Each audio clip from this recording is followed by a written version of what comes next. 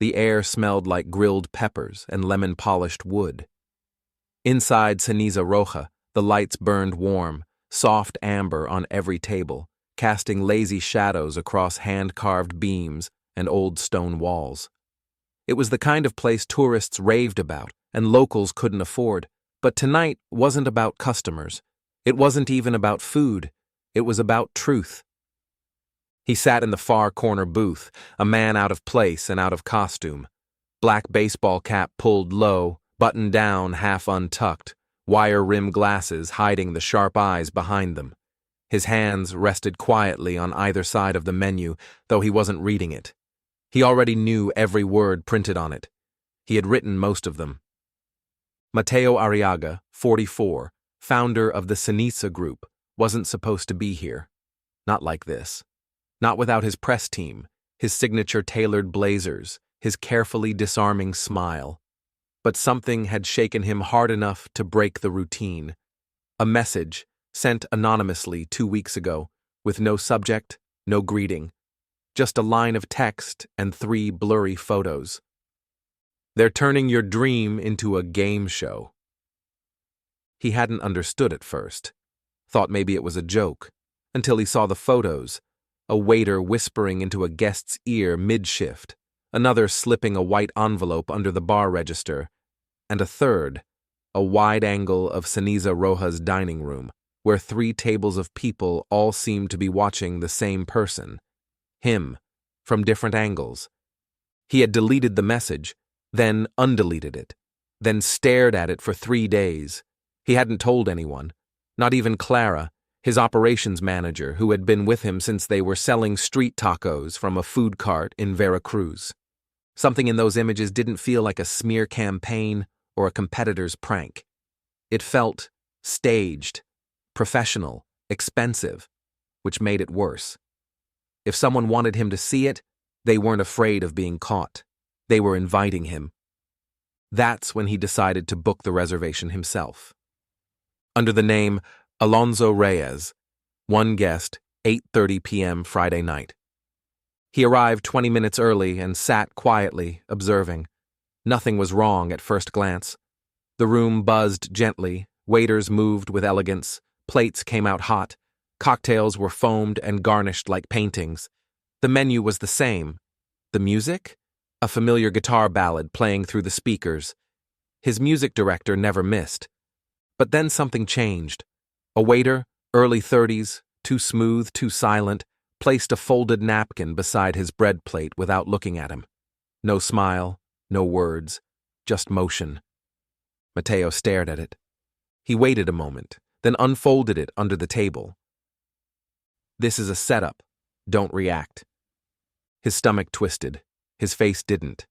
He blinked slowly, then scanned the room again, but now with different eyes. The laughing couple by the window, too close, too picture-perfect. The man sitting alone with a phone balanced upright on the table, not even pretending to check it. The woman tapping on her laptop near the bar wasn't typing. She was watching. None of it was obvious. That was what made it terrifying. He swallowed, not from fear, but from the weight of the realization. This wasn't paranoia. This wasn't imagination. Someone was performing a play in his restaurant, and he had just walked in during the final act. He shifted slightly, adjusting the silverware. Something he used to scold the newer servers about when they didn't align it just right. His fork was perfect tonight. Too perfect. Then he saw her, a waitress, early 30s, brown braid, crooked name tag, Marta. Except it wasn't Marta. It was Jimena, and Mateo knew her, had hired her personally. She'd worked the floor for nearly 5 years. Her voice was unmistakable, always a little too loud when greeting regulars, always laughing too easily at tired dad jokes from tourists. Tonight, she said nothing, just glided over, smile stiff, eyes flat. No spark, no laughter, no recognition. She placed a glass of water in front of him and another folded napkin beside it. No words. She turned and left. He waited a beat, then reached for it, his hand steady despite the heat rising in his chest. This note was longer. Cameras are live. Most customers are actors. Stay still. His heart knocked once, hard, then again. He looked slowly around the room, taking everything in, not just with his eyes, but his instincts. The rhythm of the service was off, too smooth. The background laughter felt looped. The timing of reactions too clean. It was all staged. But for what? And who was behind it? He hadn't touched the menu, hadn't ordered a drink, hadn't even spoken, but the performance had already begun. His only role now was not to break character. Mateo took a breath, deep and silent, tasting citrus and tension in the air. He looked down at the napkin one more time, then folded it and slid it under the edge of his plate. If they wanted to record a scandal, they'd have to work harder, because he wasn't here to fall into their trap. He was here to burn the whole damn stage down. A waiter passed by with 2 margaritas balanced high on a tray, their salted rims glistening under the pendant lights. Mateo's eyes followed the glasses, not because he was thirsty, but because the way the waiter moved was too clean, too practiced. It wasn't just service, it was choreography. Another table erupted in laughter. A woman in a green dress covered her mouth dramatically, leaning into her partner's shoulder like she'd just heard the punchline of the year. But the man didn't laugh. He nodded, smiled politely. Too politely. Mateo's fingers curled under the edge of the table. A bead of sweat crept down the side of his jaw, not from heat, but memory. He'd trained his staff to notice rhythm, of footsteps, of service, of silence. And tonight, that rhythm was scripted. A couple 2 tables away had a phone resting perfectly against a pepper grinder. Camera lens angled just slightly toward him. It was almost insulting how casual they were about it. This wasn't surveillance. It was theater. And the whole restaurant was the stage. He didn't flinch. He didn't blink. He let his eyes drift across the room like any bored guest would. But in his chest, something burned. Something old and jagged. Betrayal. The kitchen doors swung open briefly. For a second, he caught a glimpse of the line. White coats moving fast, one cook plating a row of duck tostadas, another stirring something over open flame. It looked normal, but his gut said no. He looked again at the woman who'd brought the second napkin, Jimena. Her posture was perfect, like she'd rehearsed each movement to the millimeter. But Mateo had known her since her first clumsy week on the job. She used to chew gum when she wasn't supposed to. She used to hum along to the stereo. She used to look alive. Tonight, she looked like a mannequin. He picked up his water glass slowly, took a sip, and then held it there, halfway to his mouth, as he noticed the man 2 tables over adjusting his jacket. Again. First the left lapel, then the right. Again and again. It wasn't nervousness, it was precision. Mateo focused on the top button. Shiny, too shiny. Then the angle shifted and it caught the light. Clear glass center. A lens. Camera. Mateo set the glass down softly. His stomach knotted, but he kept his face neutral. Everything was being documented, and he was being watched, not by strangers, but by people who had trained for this. People who knew where he'd look, how he'd react, and what expressions would say the most under the glare of online ridicule.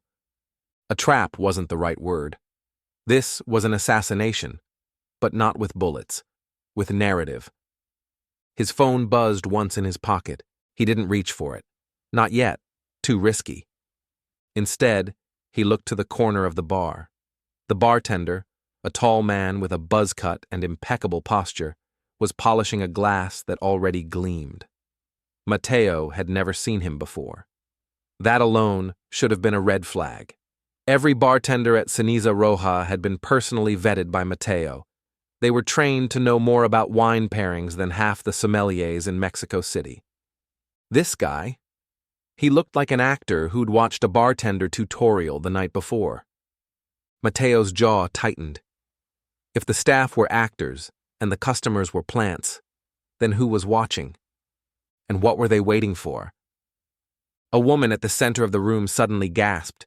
Her wine glass tipped over, red spilling across the white tablecloth like blood in a crime scene. She jumped up, clutching her chest. "I can't believe this!" she screamed, eyes wide with fury. "This dress is ruined!"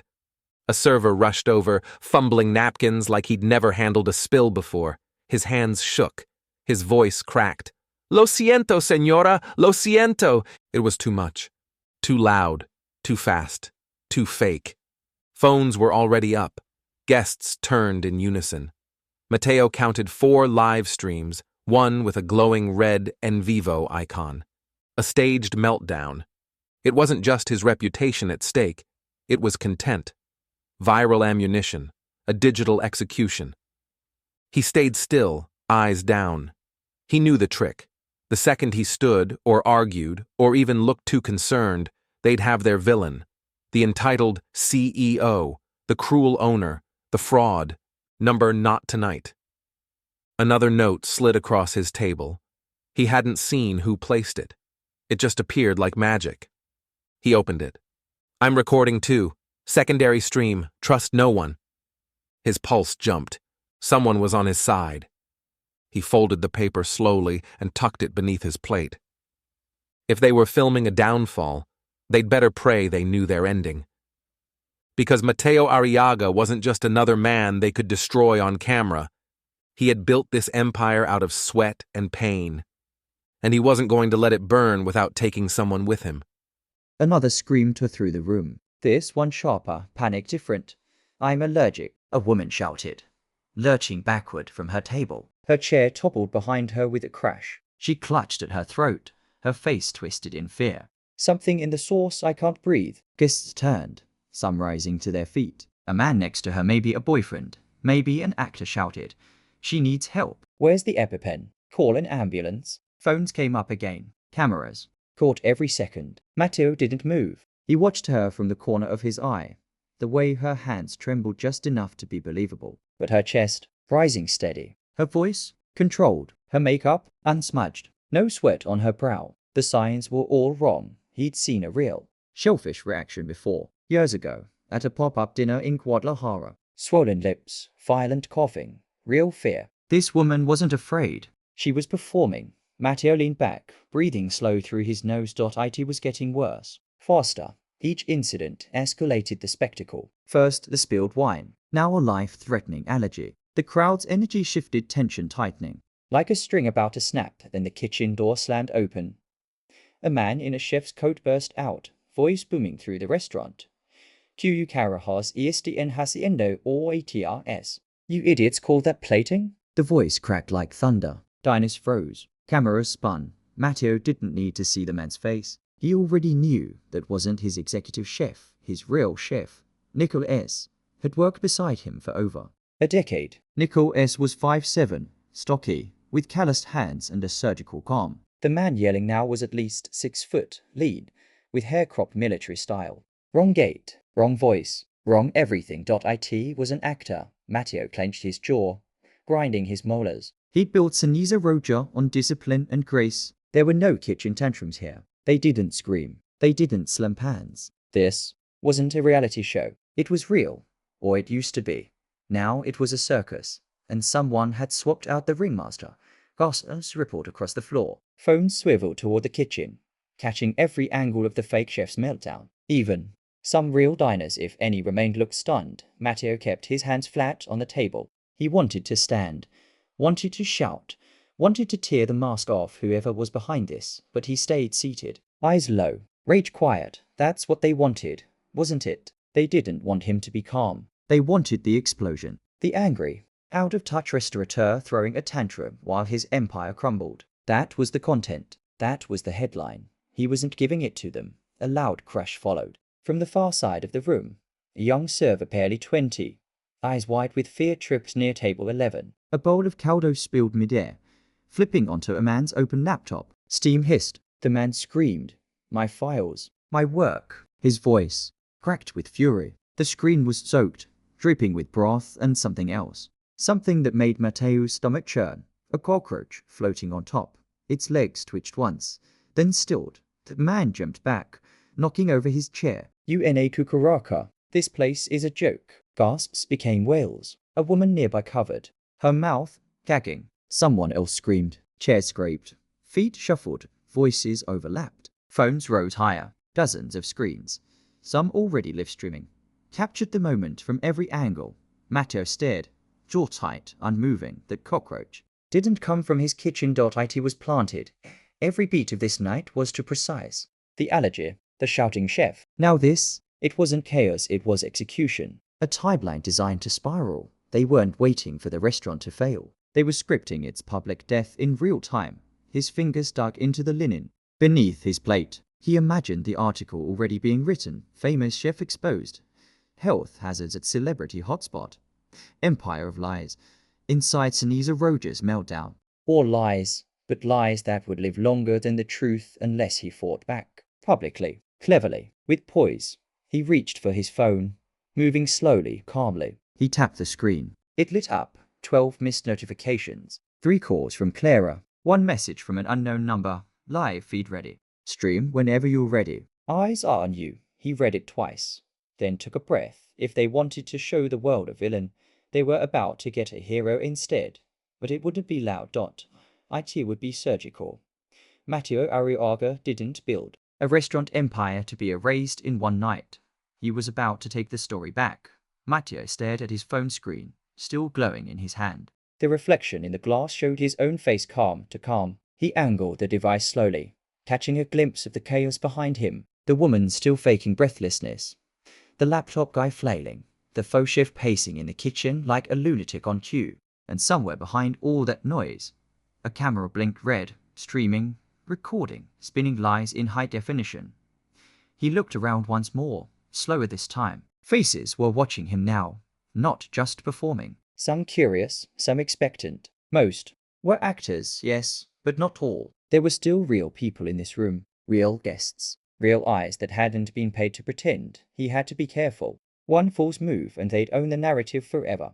His thumb hovered over the live button. Then he pressed it. No filters, no edits, no camera crew. Just him. The screen flashed once and then began to roll. Matteo set the phone against his water glass, propped up just enough to capture his face and the chaos unfolding behind him. He took a breath, steady and full, then spoke softly, but with purpose. Buenos noches. My name is Matteo Arriaga. I am the founder and owner of Sinisa Roger. You may have seen what's happening around me. The shouting, the spills, the screaming. Maybe you've even seen it through a live stream. He let that hang for a moment. Behind him, a woman screamed again. The fake allergy woman. But this time, Matteo noticed something. Her rash. It was already fading. No swelling, no wheezing, just drama. He leaned into the camera slightly.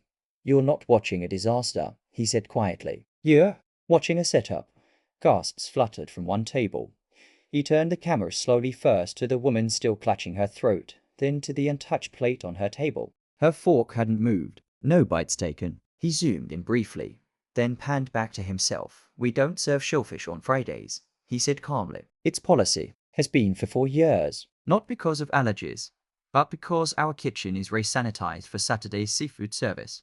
That dish she claims nearly killed her doesn't exist. Not here. Whispers started near the bar. Even some of the fake guests looked uncertain now, shifting in their chairs. Matteo's voice remained calm, his expression steady. This isn't just clumsiness. It's choreography. They want outrage. They want a meltdown. They want content. He turned the phone slightly again, now toward the kitchen window. The chef who had just screamed was plating food, but his movements were jittery now. That man claimed to be my head chef, Nicolas, Matteo continued. But Nicolas hasn't spoken a word since a motorcycle accident 2 years ago. Vocal cords permanently damaged. Another wave of disbelief rolled through the room. The fake chef paused mid-motion. Someone dropped a spoon. Matteo kept speaking. So either we witnessed a miracle tonight, or we just caught a fraud in costume. The camera angle shifted back to his face. This isn't reality. This is someone's show. And they planned every second of it. Suddenly, another phone screen lit up across the room. Then another. Then a third, near the bar, held by a waitress. The screen showed a second angle, a mirrored live stream. Sienna.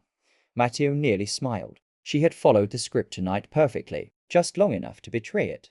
Her phone feed showed the same scenes from a side view. the staged fight, the planted laptop, and then clearer than anything, Eli Navarro, dressed in a fitted navy blazer, crouched behind the wine wall divider, headset in his ear, whispering commands into a hidden mic. Mateo's stomach flipped.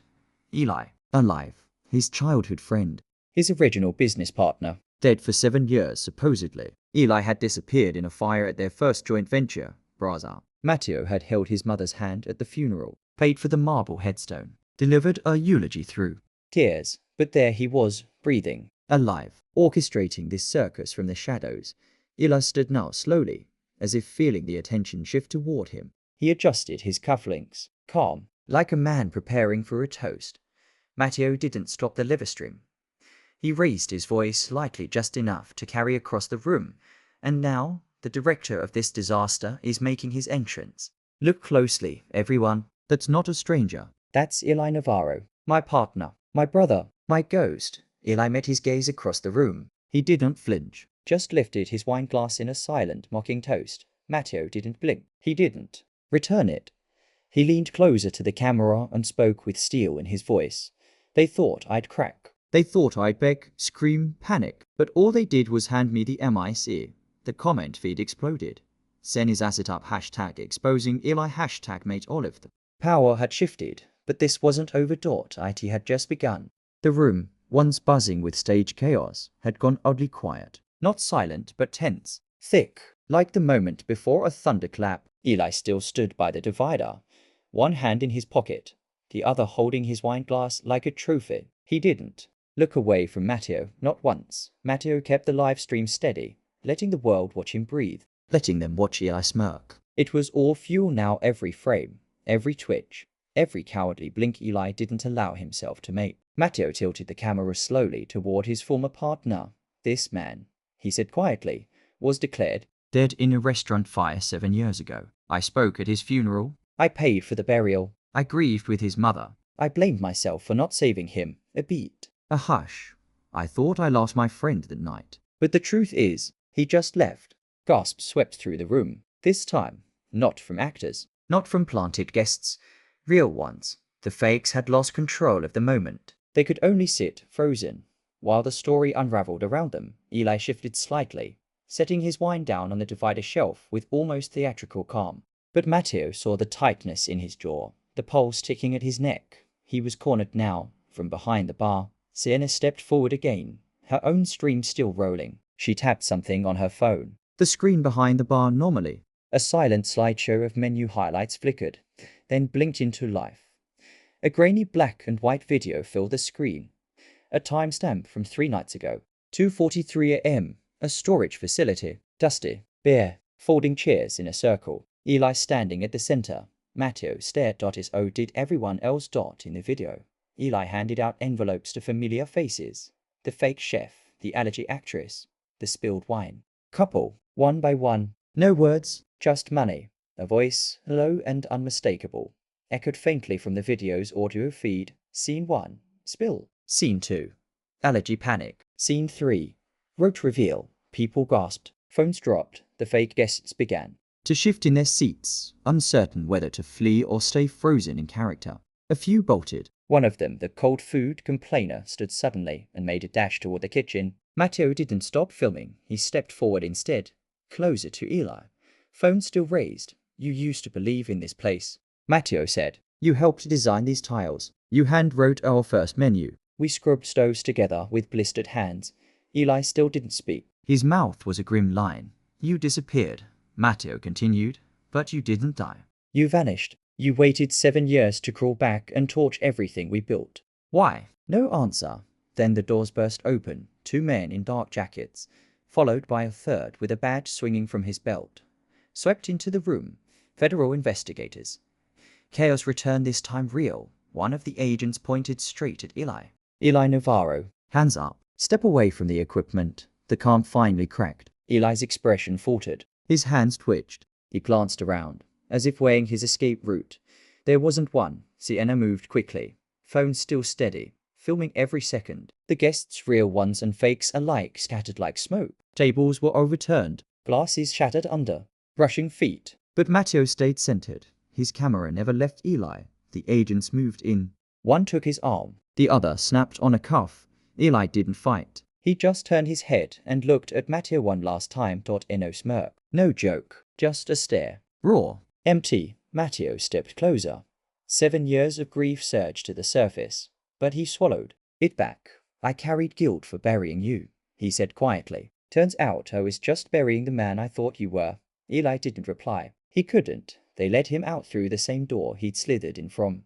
The restaurant buzzed again, but with something new now. Applause from real guests. Not the loud clapping of celebration, but the relieved rhythm of people who'd seen something almost stolen come back to life. Matteo ended the stream with a tap. The final viewer count. 13700. His name, once trending with scandal, was now trending with truth. But he didn't bask in it. He just stood there, still as stone, watching the light shift across the dining room he built from dirt and dreams. The takedown had failed, but the damage, that part still had to be measured. Matteo didn't move for a long time after the agents took Eli out. Not even when the clapping died down or the guests, those who hadn't been part of the act, slowly returned to their seats in stunned silence. He just stood there, hands steady, eyes locked on the front door that had just closed behind the man he once called Hermano. 7 years, 7 years believing Eli Navarro was dead. 7 years of guilt, of nightmares about smoke and burning wood, about what he should have done differently that night in Brazil. He remembered sobbing in the ashes, speaking to a casket that might as well have been empty. That Eli hadn't died in that fire. He'd vanished, and now he'd return not with apologies, but with cameras and contracts and venom. Matteo's throat burned not from emotion, but restraint. The kind of burn that came from holding back a scream until it hardens into something colder. Something that made you dangerous. From the far end of the room, Sienna approached. Her face, usually unreadable during service, was open now, tired eyes, tense jaw, but steady steps. Her phone was still in hand, screen cracked at the corner. Livestream paused. She reached him, then paused. Unsure what to say, Matteo spoke first. You knew before I did. She didn't deny it, just nodded. I wasn't sure until tonight. I got a message last week. No name, just proof. I didn't know if I could trust you with it. I didn't know if they'd already bought someone close to you. Matteo's jaw twitched. They tried hard, she said softly. A man came to my apartment, said he worked for a media group, offered me money to stay quiet, to follow a script. Matteo looked at her, really looked. She had always been sharp, loyal. But tonight, she'd crossed a line few ever dared to. She didn't just stay silent, she stayed inside. She played her role long enough to flip the scene. That took more than loyalty. That took backbone. They underestimated you, he said. Sienna gave a breath of a laugh. So did Eli. Silence fell between them for a moment. Matteo glanced around the room. The actors were gone. The imposters had vanished. Only a handful of real guests remained, whispering and checking their phones, their expressions cycling between sympathy and shock. The restaurant looked like a stage after curtain call. Empty chairs, half-eaten food, candles still burning even though the show was over. Or maybe not over, just transformed. I'll shut it down for the night, Sienna offered, already turning toward the front desk, but Matteo stopped her. No, she blinked, surprised. Clean the mess, reset the tables, keep the lights on. If they try to turn this into a horror show, we'll make it a redemption. She hesitated. There's going to be press. A lot of it. I'll face them, he said. But not behind a podium. I'll face them here, where it all started. She studied him, then nodded once, a pause. Then he reached into his pocket and pulled out a small silver key. He held it out, palm open. Sienna stared at it. The floor manager's key, the one only Matteo had ever carried. From now on, he said, you run the floor. Her eyes widened. Matteo, you've already been doing it, he said gently. Now it's official. Her hand trembled just slightly as she took the key. Not from fear, but from weight, from understanding. You trust me? She asked, voice small for the first time. I trusted you tonight when everything else felt fake, he said. That was enough. A moment passed, then she gave a small, real smile. Then I won't let you down, Matteo nodded. No grand speech, no applause, just a quiet exchange of faith.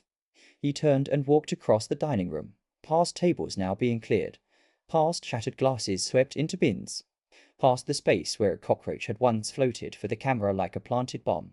He stopped at the center of the room, right beneath the warmest spotlight. The gold lettering on the window outside read, Sinisa Roja, still glowing, still standing. He stood there a moment, eyes closed. The scent of burnt lime and wood smoke in the air. He didn't feel victorious, but he felt free. For the first time in years, he wasn't dragging a ghost behind him. He was walking forward. The morning came with headlines. Famous Mexican chef survives life sabotage attempt. Sinisa Roja chaos. How a fake allergy planted roach, and a ghost from the past tried to destroy an empire. Mateo Arriaga didn't flinch, and that changed everything. By sunrise, the video clips had spread across every major social platform. The allergy girl faking a breakdown. The screaming chef who wasn't real. The fake guests performing outrage in flawless sequence. And most importantly, the face of Eli Navarro alive, orchestrating the entire thing like a bitter ghost risen from flames. Mateo didn't sleep. He'd stayed at the restaurant all night. Not because he had to, but because he needed to feel the place breathe again without the poison the staff real. Staff began to arrive just before AM one by one. They trickled in, confusion on their faces, phones in hand, asking questions before they even set their backs down. Mateo didn't dodge them. He stood near the wine bar, voice steady, and told them the truth. No sugar, no spin. Some of them cried. Some cursed. One, a line cook named IL, kicked a bucket so hard it cracked. But none of them walked out, because when Mateo finished speaking, he said the words none of them expected. If any of you are involved, now's the time to say it. Silence.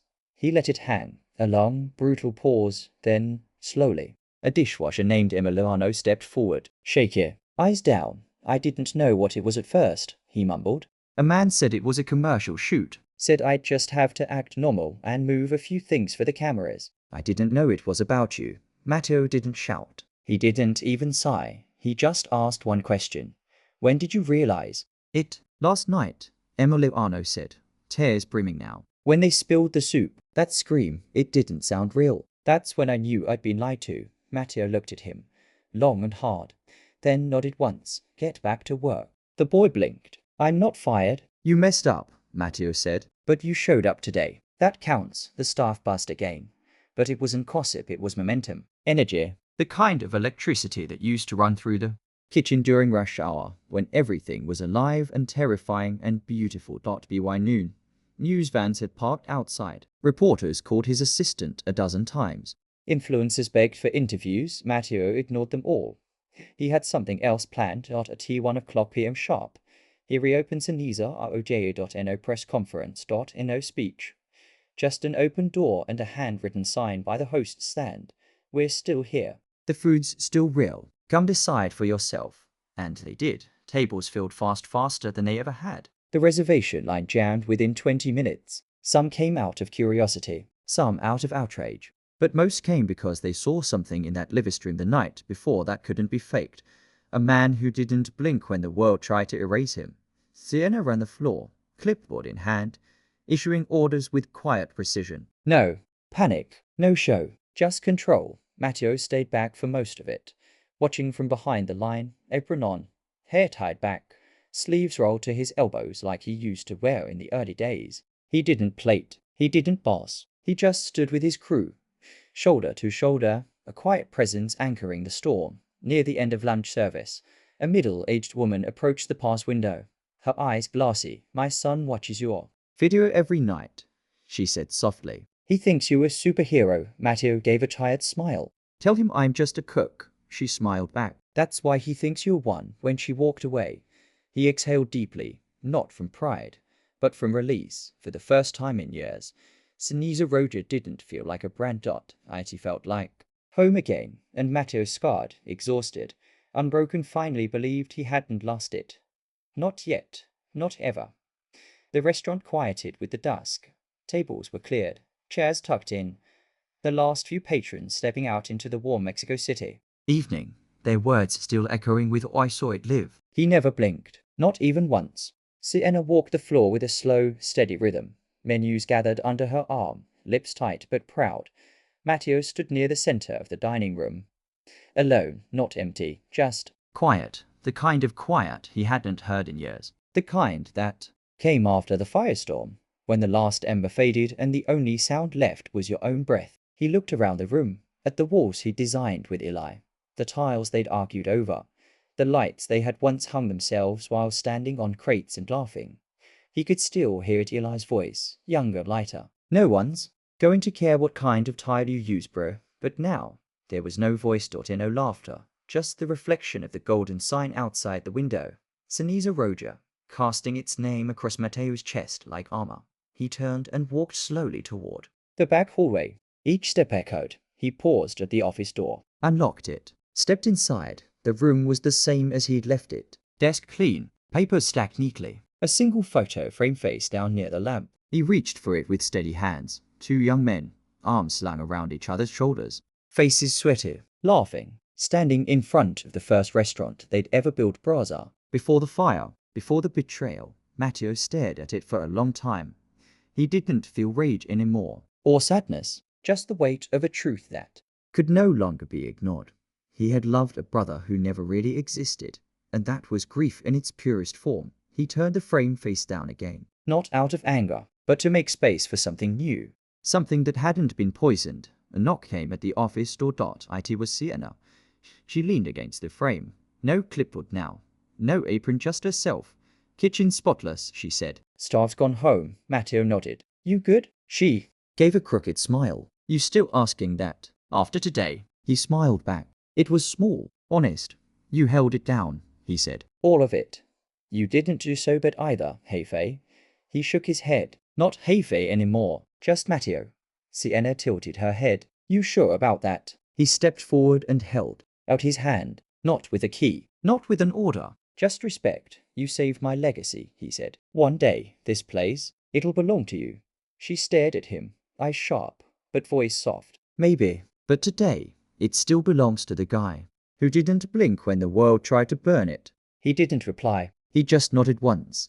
Outside, the lights began to dim. Street sounds filtered in soft music, passing cars, footsteps on stone. Inside, only the hum of the cooler and the low flicker of the candles remained. Sienna turned to leave but paused halfway. Oh, she said, pulling something from her pocket. It was a slip of paper folded familiar. She handed it to him. Matteo unfolded it.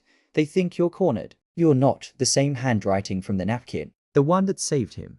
His eyes lifted to hers. You wrote this? She shrugged. Didn't know if you'd listen. I did. Then I did my job. She left him standing there, alone with the note. Matteo looked at it once more before sliding it into the drawer beside the old photo. One memory to let go, one truth to keep. He stepped back into the dining room, lights low, silence warm. Then he pulled out his phone. No filters, no live stream, just a message to the people who had watched the chaos, believed the headlines, questioned who he was. He tapped the camera, hit record. His voice came steady, quiet, personal. Reputation can be stolen, faked, burned, but character, that's what stays when the fire is out.